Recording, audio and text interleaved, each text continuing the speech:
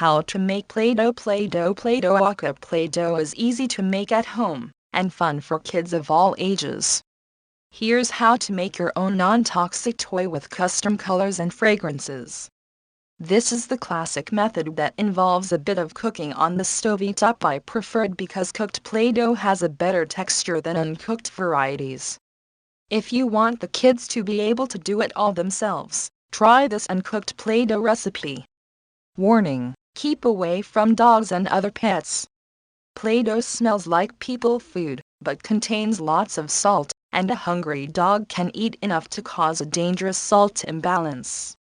Step 1: Ingredients. Play-Doh is a classic childhood toy everyone can have fun with, and it's so easy to make at home you'll never buy that stinky store variety again.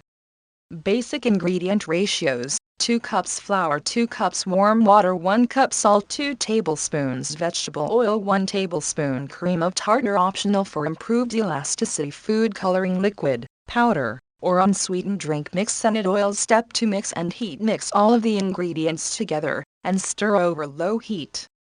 The dough will begin to thicken until it resembles mashed potatoes.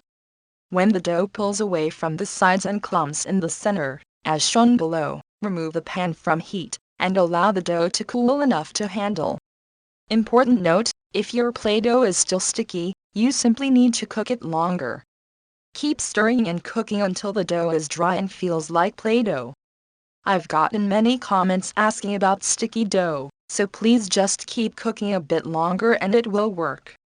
Step 3: Knead and color. Turn the dough out onto a clean counter or silicone mat, and knead vigorously until it becomes silky smooth. Divide the dough into balls for coloring. Make a divot in the center of the ball, and drop some food coloring in. Fold the dough over, working the food color through the body of the Play-Doh, trying to keep the raw dye away from your hands and the counter. You could use gloves or plastic wrap at this stage, to keep your hands clean. Only the concentrated dye will color your skin, so as soon as it's worked in, bare hands are fine. Work the dye through, adding more as necessary to achieve your chosen color. 1. If you use unsweetened drink mix for color, test on a small ball first. It won't go as far as the real food coloring. Step 4: Play and store. Play with your Play-Doh. I really don't need to help you there. It's entirely edible, if a bit salty, so it's kid safe. When you're done, store your Play-Doh in an airtight container. If it begins to dry out, you can knead a bit of water in again, to soften the dough back to usability. Once it's dried past a certain point, however, you'll just have to start over. Thankfully it's not terribly difficult. If it gets soggy, you can reheat it to drive off the extra water the dough absorbed overnight. This is usually the result of high humidity, but is fixable.